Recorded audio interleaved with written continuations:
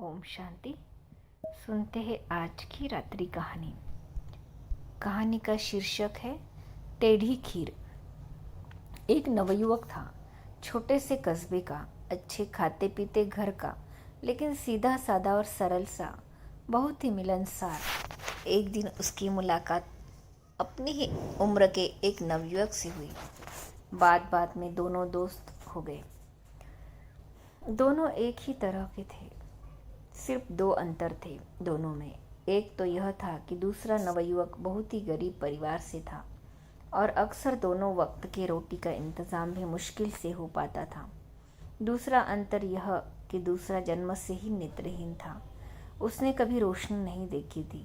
वह दुनिया को अपनी तरह से टटोलता पहचानता था, लेकिन दोस्ती धीरे धीरे गाढ़ी होती गई। अक्सर मेल मुलाकात होने लगी।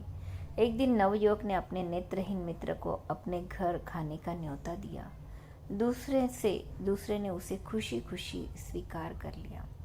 दोस्त पहली बार खाना खाने आ रहा था। अच्छे मेजबान की तरह उसने कोई कसर नहीं छोड़ी। तरह तरह के व्यंजन और पकवान बनाए। दोनों ने मिलकर खाना खाया। नेत्रहीन दोस्त को बहुत आनंद आ रहा था। एक तो वह अपने जीवन में पहली बार इतने स्वादिष्ट भोजन का स्वाद ले रहा था। दूसरा, कई ऐसी चीज़ें थी जो उसने अपने जीवन में इससे पहले कभी नहीं खाई थी। इसमें खीर भी शामिल थी। खीर खाते खाते उसने पूछा, मित्र, यह कौन सा व्यंजन है? बड़ा स्वादिष्ट लगता है। मित्र बहुत खुश हुआ। उसने उत्साह से बताया कि यह खीर है। सवाल हुआ, तो यह खीर कैसा दिखता है? बिल्कुल दूध की तरह ही सफ़ेद। जिसने कभी न रोशनी देखी हो वह सफ़ेद क्या जाने और काला क्या जाने। सो उसने पूछा, सफ़ेद वह कैसा होता है? मित्र दुविधा में फंस गया। कैसे समझाया जाए कि सफ़ेद कैसा होता है? उसने तरह तरह से समझाने का प्रयास किया, लेकिन बात नहीं बनी।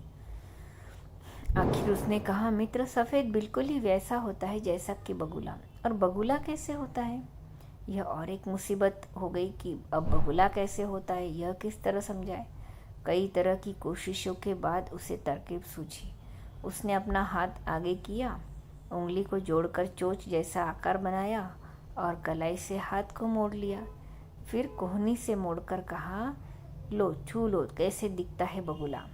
दृष्टिहीन मित्र ने उत्सुकतावश दोनों हाथ आगे बढ़ाए और अपने मित्र का हाथ छू छू कर देखने लगा। हालांकि वह इस समय समझने की कोशिश कर रहा था कि बगुला कैसा होता है, लेकिन मन में उत्सुकता यह थी कि खीर कैसी होती है।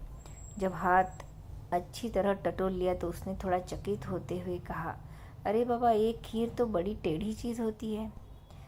वह फिर खीर का आनंद लेने लगा, लेकिन तब तक खीर टेढ़ी हो चुकी थी।